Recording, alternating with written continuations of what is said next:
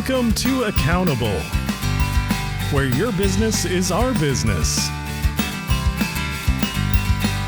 Hosted by David R. Peters. Today's guest is Melisa Galasso.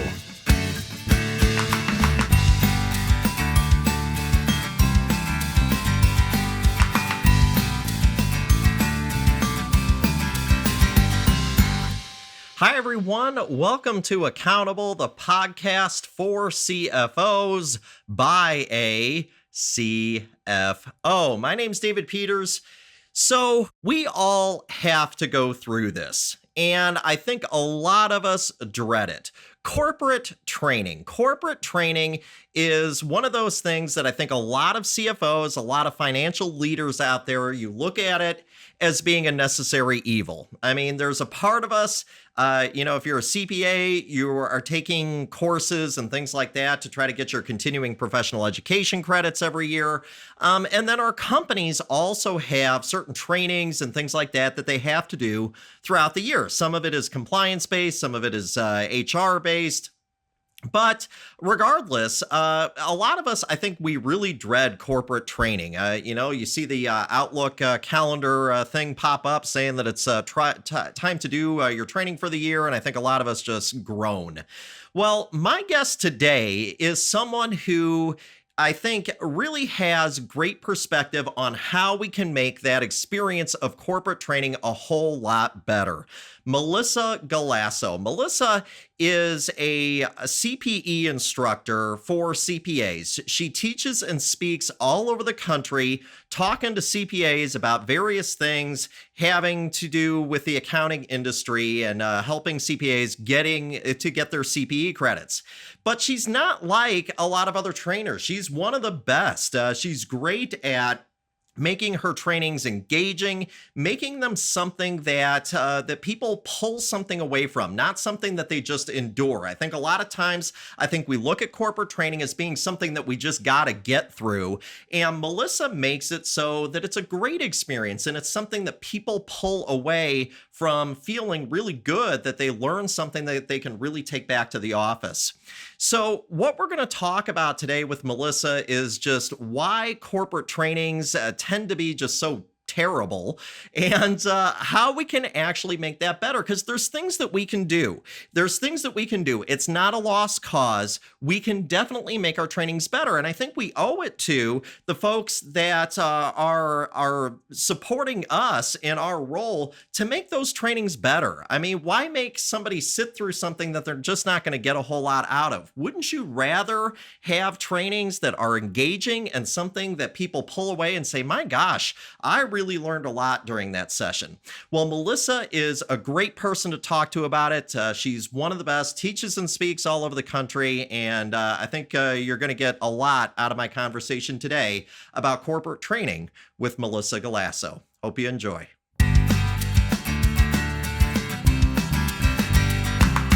Welcome to Accountable, the podcast for CFOs by a CFO. My guest for this episode is a good friend of mine, Melisa Galasso. Hello, Melisa. Hello, David. Thank you so much for having me. Yeah, and we get to talk about a topic that is something that you and I are both passionate about: corporate training, corporate education. And this is something that I have to tell you, you and I are passionate about it, but I don't know a whole lot of people out there that are really passionate about training. I would agree. I think a lot of people think it's a necessary evil, but don't see the benefits to it. I think you're absolutely right. In fact, I would even go kind of one further. I think it's something that a fair amount of people that they kind of dread. I mean, it's like they see that coming up on their, it pops up on Outlook that it's like, hey, we have to do training today, and they kind of dread it. And I would say, though, too, that that's kind of for good reason, because a lot of the training that I see, frankly, is terrible. So, I guess my first question is why is a lot of the training that we do so awful? Well, I would say there's a couple of things to it. I think one thing that makes corporate training a little different than, say, working in a CPA firm is there's a natural progression of training, right? You start as a staff, you get training, you go up, move up to a senior, you get special training, and there's a progression to training. And what we see in corporate America is a one size fits all. We're just going to say, we're going to hire some trainer for today, whatever they happen to be teaching. We're going to have everybody attend. And there's a real lack of instructional design, right? What is the goal of this course? Why am I attending? What's in it for me? And so people are like, I'm going, but I don't feel inspired. I don't know how this applies to me. It's a different topic every year, but not necessarily something that I'm going to go back to my job and say, yeah, that really impacted me. And I think that's a problem because I have served, I've not been a CFO, but I have served in industry. And I really sat down with every person that reported to me and said, what kind of training is going to make sense for you? And yes, we did have some group trainings or some, firm-wide trainings, but you had to, I think this is totally lacks personalization. And if you can't tie something back to your goal or to your progression, who wants to spend time when they can actually be getting work done? Yeah, well, and no doubt about it. And especially too, in the CPA world where so much of our lives are about, billable hours to clients, who wants to take time out of their day to train on something that they can't really see the connection. I think your point's very well made about the fact that a lot of these trainings that we see, they're not tailored, and a lot of them tend to be pretty compliance based. So in other words, I need to put in my 2 hours on workplace safety and things like that, and it's about checking the box. And when you get to focus on compliance only, it gives compliance training a bad name because there is relevance to compliance training. We do want people to be safe. We do want people to behave in a certain way. We do want to make sure that our work environment is appropriate, but that can't be the only focus and only thing that anyone associates with training. And so when I think of corporate training, I think it should be a nice blend of self-identified opportunities, right? I have been dying to go to this conference, or I really want to go to this seminar. Is there budget for me, right? So someone should be able to self-identify. However, most people don't see blind spots, right? That's why we call them a blind spot. And so sometimes people need training and don't know it. And so there has to be an opportunity. However, it should be individualized. And sometimes what we find is that the training is sort of one size fits all. Everyone's going to attend. It's very, bureaucratic element to it. So I always think you should have this nice mix of training that someone feels passionate about because they're going to come back and excited and implement. Then anything that sort of those, people, development, whatever we think we need for an individual.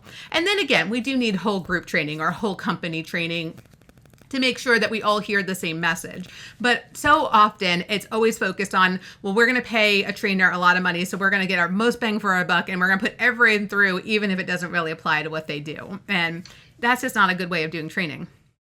Well, and I think even if it's like required training, I think it's important, to your point, to help folks see the why in it. If you can help folks see why they're doing it, I think most people will probably get more out of it. I mean, because they see, okay, I do see how this applies to my job, even if it's a little bit of a reach and it's something that's kind of required. They'll kind of say, okay, I see why they're making me do this. We start every class should start with what we call a WIFM. What's in it for me? And basically on the CPE side, we call that a learning objective, right? What am I going to leave here? And it's going to be different. What am I supposed to achieve while I'm here? And if I see the correlation between my job and the learning objective, then I'm more likely to be engaged. But if it is, I have to attend this, it has nothing to do with what I do, it's kind of hard to be passionate about that, and it gets a bad reputation, and then people kind of shy away from it. And we saw that a lot with COVID. So many people had these horror stories about webinars, and they were like,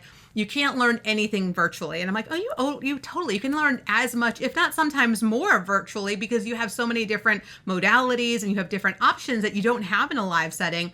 But we had so many bad experiences that it's sort of like this nightmare that makes people afraid. And you actually have to coax them out of it and say, look, I'll demo some of what this is going to look like. And they're like, that's not what our training normally looks like. And I'm like, you just haven't had a good training, right? If you have your people on a webinar and they set their clock and every 12 minutes they're pushing the I am here button, you need to find a new provider, right? At the end of the day, you haven't found the right person for you.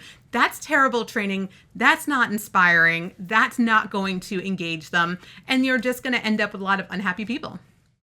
Well, let me ask you this, because so you teach and speak all over the country, and whether that's online more lately or in person, but you teach and speak all over the country. You've been a national instructor for a while.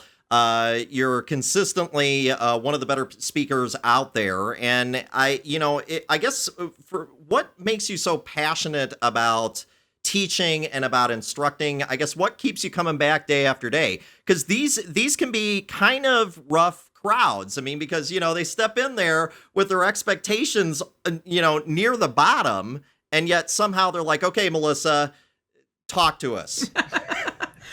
I mean, I've been passionate about training for a long time. Even when I was in college, I was a teaching assistant. So I have been always really motivated to, in my opinion, take something that's incredibly complex and turn it into something that's really more manageable. And to me, what I like to see is that I help people be more successful, right? When I'm training a firm, I'm helping them serve their clients better, right? When I'm training a corporation or I'm training a nonprofit, I'm helping them do their work better. And so at the end of the day, they are able, I'm enabling them. I'm part of their story. I am not the story. And I think that's a big part of training, is realizing that you're empowering people to do bigger and better things. And I find them incredibly appreciative when they do get the right trainer. And, you get the thank you cards. I have a beautiful set of roses sitting on my desk right now from a client, which, again, unexpected, not required, not necessary, but totally amazing to get, in the mail, unannounced. It popped into my house one day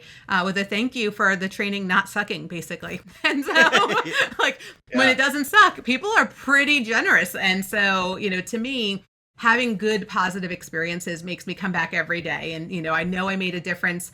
A lot of times one of the things I'll close a class with is, tell me one takeaway or one thing that you're going to do different when you leave here. And if everyone can answer that question, I've done my job, and I automatically feel the positivity, and I haven't had, I'm done. That is all I need to do. They're going to go out and do a better job, and they're going to apply something. So to me, I get to feel it almost immediately at the end of that class, what the big takeaway was or what they are going to do different. And I don't know too many people who can see an instantaneous response or, return on investment. Yeah, I think that's very well said. I know one of the nicer compliments I got lately, I had gotten done teaching a class, and I had a person in the chat box, and she wrote, I could listen to you all day. And so I was like, okay, I think I've done something right here. So I've actually asked those people if they'll put that in writing for my husband, right? So yeah. I was just gonna say, I don't know that my family feels the same way about that, but it was a nice thing to say anyway. So I think to your point though, good training is transformative. It's not something that that you just go through where you're like, oh my gosh, when is this day gonna end? It's not about checking the box. It's about transforming people. Is that fair? Absolutely. I mean, there should be a reason you're there, and you should achieve that reason. And if you're not, then you probably need to think about the training a little bit differently next year. I think that's a great point. Now, most of the folks that are listening to this, I mean, they're CFOs, they're controllers, they're finance leaders within their companies, and so they're typically not the ones actually giving the training. They're not the ones that are standing up in front of the room that are instructing. If anything, they're giving, they're receiving the training. They're the participants in the class. But a lot of times they're trying to line up training for staff and things like that. Any sort of rules of thumb or anything like that when it comes to kind of more effective training? I mean, what should they be doing? Because again, they're not the ones giving it, but they're kind of in charge of facilitating it. Absolutely. If you're in charge of somebody's development, to me, that's a serious part of your position, right? That's a responsibility. Yeah. And so my number one thing that when someone asks, how do I make my training more effective? is needs assessments. You should have a needs assessment for the individual. What does the individual need? Each person should have something that they need to achieve for this year and a way to get there. But we also need a team objective. What do we want this team to be able to do together? And then the entire, either company or division, however, obviously it depends on size, but we don't, a one size fits all is just not going to be successful. We need to know why we're doing what we're doing and have intention. And the more intention focused we are with our training, the better it is. So a lot of times when I start with a new firm, right? So I do a lot of work with CPA firms, and they'll come in and they'll say, well, I just need an A&A update. I'm like, I teach tons of A&A updates, don't get me wrong, but no two set of slides ever look the same, because I'll ask, well, do you want to focus on now? Do you want to go deep? Do you want to go broad? Do you want to bring in hot topics? Do you want to do common deficiencies? And at the end of it, they're like, wow, this is really built for me. And I was like, well, I hope so, because no one else is ever going to see this training ever again. The whole point is to be responsive to your needs. And so for me, it's to sit down. And a lot of times people are like, well, my people need 8 hours of A&A. And I'm like, they do. But what 8 hours are we going to do? And they've never not necessarily taken it to that next level. And then once they see a generic A&A update, and then a custom tailored A&A update for only the things that their industry or their clients, et cetera, they won't go back, right? They just can't, because there's no comparison from a generic, not needs-based training to a needs-focused training. I think what I hear you saying is that a lot of times with training, especially if you're a CFO, you're a controller or something like that, I mean, you kind of get out of it what you put into it. I mean, if you're going to spend the time up front, to meet with the trainer, and if they're a good trainer, they're going to meet with you. They're going to talk with you. They're going to hear what you're saying and try to learn something about your firm, about what you are trying to accomplish with your training. I mean, anybody can do an A&A update. I mean, there's tons of them out there, folks. I mean, but the fact is that if you want something that's good and that's going to be transformative, like we talked about, you gotta spend some time kind of tailoring it to your group, and that's kind of a combination to your point of people telling your staff telling you what they need, but also, you kind of saying, okay, these are some blind spots for you and something that you need to that we need to talk about. Is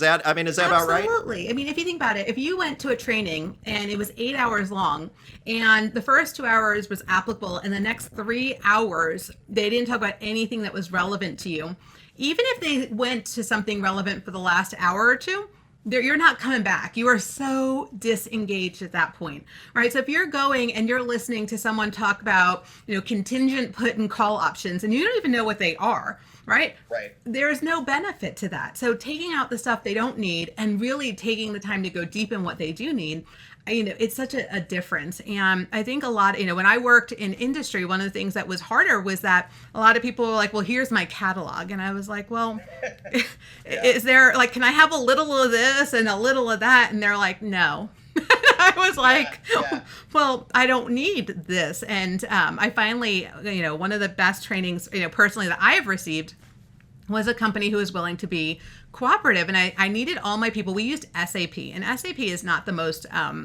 intuitive program ever. And I had the whole department again. So I was the assistant controller. So I had everyone kind of come through, and we went through this training, but we didn't use half the modules. We didn't have inventory. We didn't have these things. And so I was like, can we take this stuff out? And we really need more time in this module and this module. And the trainer was like, oh, totally. Let's swap this. And she redid it. And my favorite part of the entire day, right? So it was an 8-hour day in the conference room. No one got to do any work. But my favorite thing that ever happened, and it was just this eye-opening moment for me as the person who who organized the training. So I didn't facilitate it, but I had to find the right trainer, was that one of the people on my staff said, she showed me a trick that takes me 3 days to do that I can do now in 5 clicks on my mouse. And I was like, that has paid, that makes the difference for me. And she goes, we've always done this manually. We exported it. We did all of these filters. We did all these pivot tables. And there's actually a report I could run out of the system. That's got to feel good, because that is a real business solution right there. I mean, that's efficiency. I mean, it paid for itself right there. There was that training, which wasn't inexpensive, right? Any type of training that's very focused on technology, the return on investment was immediate for me because I had people who were like, she showed me this trick, she showed me this tip. I didn't even know this report existed. And she answered questions, and it wasn't this, I'm going to come in, I'm going to show you my, random slides that have nothing to do with you. She asked questions about our industry. She asked questions about what modules we were using. And that, that's my ideal trainer, somebody who actually wants me to use what they're teaching. And I just saw an immediate improvement. And what was really interesting is I was relatively new to the company at the time. So most of my staff had been there before me. And a couple of them commented that they had been there for 3, 5, 7 years and had never received the training, except for when they started, someone said, this is the buttons you push. No one had ever taken the time to actually explain the ERP system to them. My goodness. Wow. I mean, and there's got to be, a lot of stories, around that. Where it's like, people are seeing sort of instant lift. But again, I think as CFOs and controllers, it's about us, working with the trainer to find something that's going to be helpful for that entity. One of the things that I typically say to a lot of the firms that I go in, I teach, more tax, more business and industry related items. You're more A&A. But something that I think that has helped me is I always ask people to kind of describe their firm to me so that I can, because I want to know what their perceptions are of their firm. And we can do things like, there's X number of, employees and that kind of stuff. I'm talking about something that goes deeper than that. What is it? Are we technology, proficient where it's like, we are always using the latest and greatest stuff? Or is it like, we are kind of stuck in Excel for everything mode? I don't know if you do something similar when you're kind of talking to a firm maybe for the first time. I even ask questions like, are they shy up front? Do they, do we need to separate people out by level? Are they afraid to talk in front of, their boss? Do we need to make sure that there is a partner or a manager in every group to kind of help facilitate? So even the dynamics of the group is really helpful. And you can use surveys for that to get more honest feedback. Sometimes, maybe they're not as comfortable providing that. But knowing the dynamics of how they function, are they a team that works well together? Are they relatively new? Do they have a significant hole in a particular area? That can be just totally change how you design the training, right? So when you go in for it, you're going to do something very different. Like the other day I threw out to a firm randomly, I was like, they're like, we've done this a few times now and they just don't seem to be getting it. So I said, well, have you ever tried doing a game show? And they were like, the look of horror on their face. And then I was like, well, not like, and so I kind of explained it and they're like, why would you do that? And I said, because it's application based. You have to apply it immediately. And they're like, we've never applied it immediately after training it. I'm like, here we go. Okay. So, and then you're able to go through. And so, throwing out those types of ideas, but you can also kind of get a feel for the firm where they were like, this woman just talked about doing a game show in training. Someone actually once asked me if it even counted. I'm like, it's the actual best thing you to do to close a class is application, right? So instead of talking theory the whole day, let's see if you can actually apply this in the real world. And it totally does count for CPE. For those of you who are not sure, you can play a game and it can count. Yeah. I think that's great. One of the buzzwords right now, or at least I think it's one of the buzzwords, is engagement, right? So we talk about engagement a lot.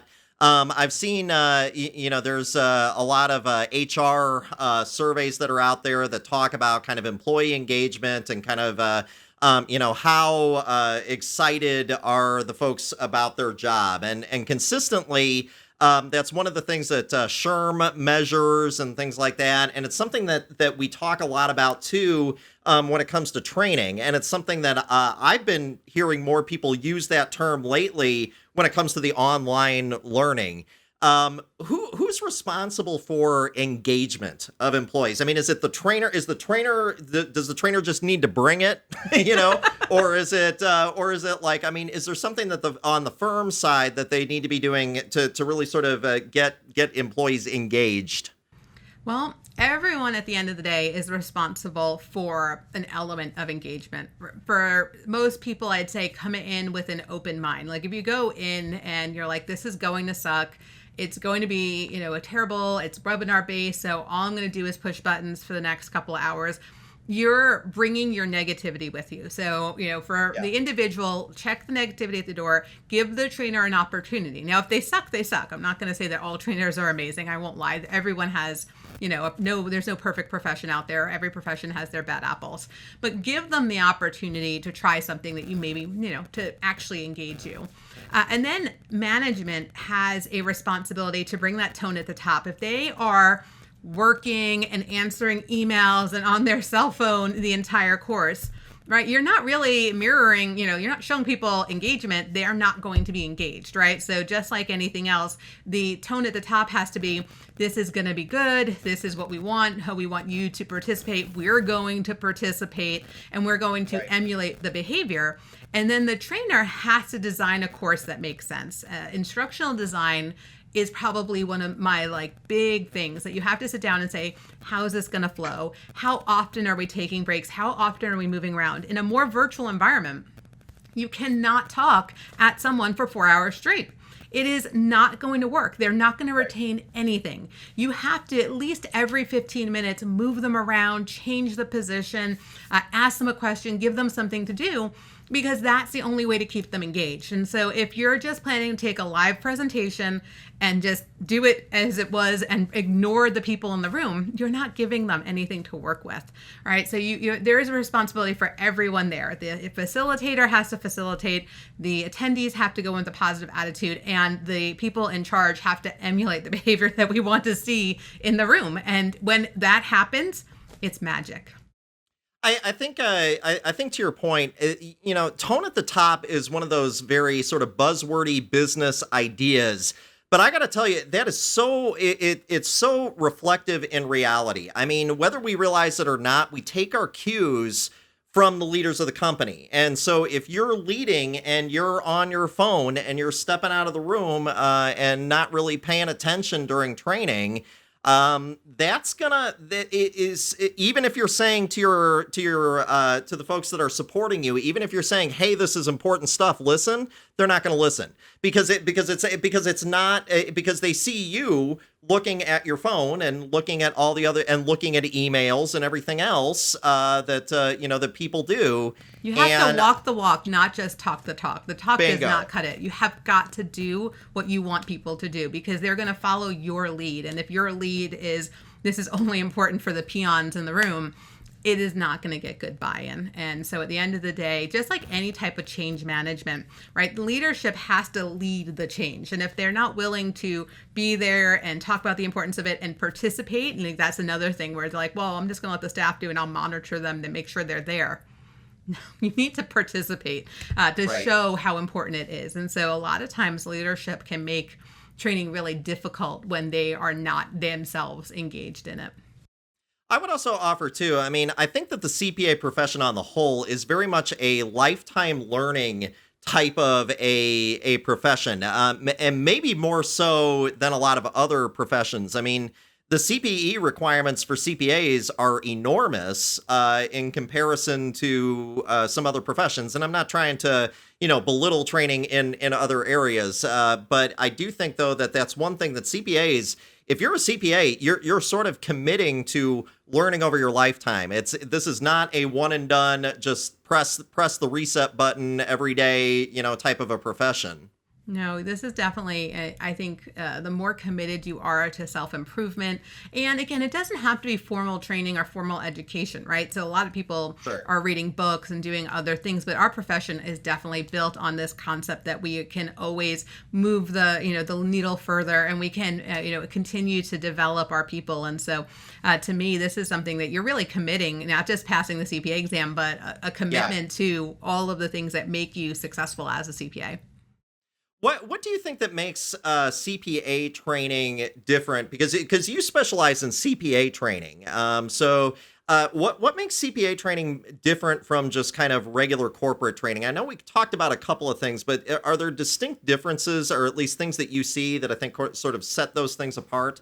Absolutely. The first one is CPE is required, right? So you have to get it. So that does end up with a range of like, check the box, So I've seen people, working and then a beeper is going off every 12 minutes. I'm like, what are you doing? They're like, oh, I'm taking an online CPE. So if I just push this button every 12 minutes, I'm like, are you even listening? They're like, oh no, but they have a 12-minute timer. So I'm just going to push the button every 12 minutes. And you see people on some of these where they're like, did I miss the last button? Like they're not even paying attention to they're not engaged. So the fact that it's required, right, is a big element of it. And I think sometimes it's great in that respect that it is required, that the profession's saying it's important. But I think when you get to corporate training, what we have to remember is even if it's not required, it's still valid, right? Everyone on the team needs to be trained regardless of whether they're required to have it or not.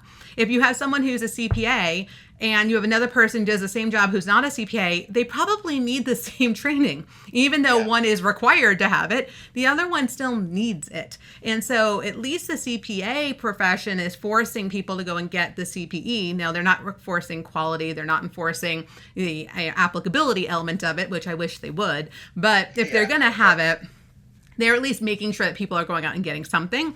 Whereas I find a lot of times in industry, they're like, well, my CPAs go to training. I'm like, well, what about your staff? What about people who might want to develop? One of my favorite, from my perspective is when I started, again, I've always been passionate about training. So even when I first started, I sat down with everyone and the first thing I said was, well, what is my training budget? And they're like, we don't have one. I'm like, okay, well, let's just start negotiating this, and kind of said, okay, I want for this person. And I had a great girl. She worked in AP.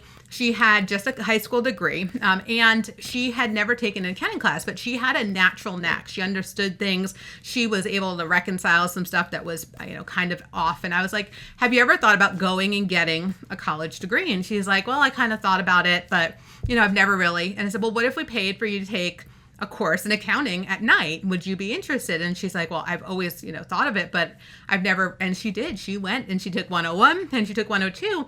And long-term goal, she wanted to now move up to be one of the GL accountants and, and move out of AP. And I've seen that a lot where, you give someone the opportunity. It doesn't have to be CPE. It's development, whether that is, going to a conference or going and taking extra classes in a particular area, self-development. And so the nice side is there's a lot of flexibility in corporate training because it's not required. It's not an hour count. It's not a button seat approach. It's development, whereas sometimes CPE is a button seat sort of development. So pros and cons, you're going to get it. Versus you're not necessarily going to get it, but button seat versus truly developing the person, opportunities there are really awesome. So I think there are some differences and they have their equivalent pros and cons, but you can take both, the best of both worlds, make everyone get CPE required or not, and make sure it's truly developing them. I think very well said. I can tell you that as an instructor too, I think that the thing that kind of keeps me coming back is when I see the light bulb moment, kind of in another human being. Because I think that that's really what you're talking about there is when you see something, good training turns something on in people. It's something that, that all of a sudden they get it and you can see it in their face and you can see it in their eyes. It's something that that they get passionate about. It's something that they get excited about. Absolutely. So tell me this. So right now we're in primarily online environment, and people are really struggling with this. Not just from a training perspective, although that's the topic today. We're struggling to adapt to this mode. A lot of folks are unhappy with the online training. I've had a lot of people are sort of Zoom meetinged out. I don't even know if that's a term, but I've heard it, so it must be. Yeah, I think the term that somebody told me was Zoom fatigue. I don't know, that rolls off the tongue a little bit better. So anyway, for those of you that are listening out there, the first one was a Daveism, but I think the other one I think works. How do we fix this? Online training is kind of what we have to do now, with limited exceptions. How do we fix this? We want training that's effective. We want training that engages people. We want training that brings out that light bulb moment. It brings out passion in people. And a lot of people are struggling to get it with online learning. How do we fix it? Couple of things. First off, remember that we're training adults and not children, right? So if you're training a 5-year-old to write and you tell them this is how you write a B, the kid's going to be like, okay, that's how you write a B. When you're talking to an adult, they're coming with years of experience. So you're trying to facilitate training. You're not trying to lecture on and on and on, right? Yes, you're trying to bridge gaps, right? That's why they're there. You're trying to bring something that you know and share it. But you also want them to participate, right? So I don't think about training as a lecture. I don't go in and teach. I facilitate learning. And by facilitating, I am asking them to share ideas, share examples, participate in the training. So it takes two things. First, it takes the right platform. So many people are using these terrible, awful platforms that have no engagement, that you're going to get a talking head, and it's a miserable experience, right? And so platform is first and foremost, and know what your platform can do, because a lot of times people don't even know what it can do. I'm like, well, have you tried using breakout sessions? They're like, oh, I don't know if they exist. I'm like, trust me, they do. And then they're like, oh, why don't we try this? And they're like, oh, I don't think it does that. I'm like, yes, it does. So first off, know your platform, pick a good platform that is engaging, and then know all the different bells and whistles of the platform. Most of them have been spending a lot of money on development right now, given COVID. So even if it doesn't have it now, talk to your sales rep about, are you working on it, right? So I switched platforms this year. It was a big change for us. We had been on a platform that we had used for several years, but I wanted that interactivity and I wanted the flexibility. And so in March, I changed platforms. I was still paying the license on the old platform, but I knew how important platform is. So first off, pick the right platform. Second thing is pick the right instructional design. The best platform in the world, if you don't actually do something with it, isn't going to work. So more breaks, more movement. They can't be sitting there staring at the same thing. More activities, case studies. People are like, you can't do case studies online. Absolutely can. You do them in small breakout sessions and then you break them out, right? So you go through them in smaller pieces. So the online learning can be just as effective as in person. When you have someone turn to their partner and talk about something, use a breakout session. If you have an application, use a case study. Use the instructional design and leverage the platform. And so what I see a lot of people doing is not really embracing the technology, and they're just saying, okay, well, I'm just going to do this during COVID. It's not going anywhere. Online training is going to continue. We have to spend the money on the right technology and how to use the technology efficiently. And so that background information is going to be what really makes a difference. I think that's very well said. This online learning environment, I think we probably need to stop thinking about it as just wait until things go back to normal, as if all of a sudden, the internet is going to disappear, right? I mean, so the internet's a thing, folks. If you're not sure, the internet's a thing. So there you go. A good time to come, Yeah, right. There are things like now people who aren't going to want to travel to go to things that have seen a good online training and are like, I want to work around that. Now, there are things like time zones and things of that nature that make it a little bit more interesting, but you can be flexible with it. And so, it's not going anywhere. And if anything, what we've found is some people actually prefer it because you can do it in smaller pieces. You can do it over time. You don't have to do it for an 8-hour day. But if you're you're flying someone in from somewhere, you want 2 8-hour days in a row. But if you're doing it in smaller pieces and you're spreading it out and it's virtual, right? We have different opportunities for design. And so it actually brings a lot of flexibility. So online learning is not going anywhere. I think we're going to see a lot of R&D in this area as well. We're seeing Microsoft spend money in this area. We see a lot of different players entering, and I think it's going to get a lot better. So people just have to be paying attention to what's out there. And we need to stop thinking about online learning as somehow being disadvantageous, right? I mean, there's so many opportunities out there that I think that we're probably not appreciating. I think a lot of that is kind of maybe how we're thinking about it. We think about it as, well, it's online, it's somehow secondary to in-person learning, and I'm not sure that that's the case. I mean, to your point, I think there's a lot more opportunities here there's a lot more advantages than there are disadvantages. Absolutely. I'm a huge fan. And, I've gone back to school. I went back and got my master trainer designation from the Association for Talent Development. I went and sat for the CPLP exam, Certified Professional in Learning and Performance, which is now the CPTD, the Certified Professional in Talent Development. I went back to study, like, what are the benefits and, how do you leverage this? And I learned so much, right? I've been teaching for a long time, but like the bells and whistles that are out there, like, incredible to me on how I've changed as a result of getting that additional education in, how to do this differently. And so I think, if we spend the money to make those improvements, it's going to be, I think, a long-term benefit for a lot of people. Yeah, I think that's true. Any last thoughts or anything that maybe we haven't touched on in regards to learning in this environment that maybe we should? And then also maybe if you wouldn't mind, how can people get a hold of you? Sure. I think my parting words would be to think about training as an opportunity to build loyalty and to really have people who want to come into work, right? To feel empowered to improve, to do their job well, and are not fearful, right? They really think that people are willing to invest in them, so they're willing to invest in the firm. And so I think it's a great opportunity. To contact me, you can always reach out to us at GalassoLearningSolutions.com. I'm also super active on LinkedIn as a social media platform. So always feel free to reach out if you have questions. This is one of my passion areas, and so happy to answer them.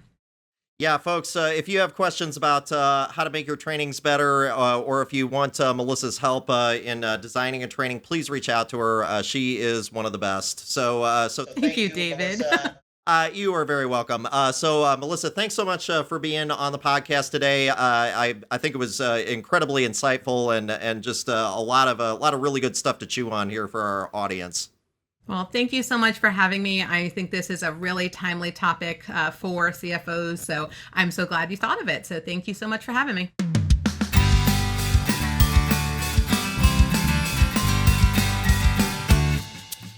Thanks for listening to Accountable. Be sure to subscribe for more interviews and insights from today's business leaders.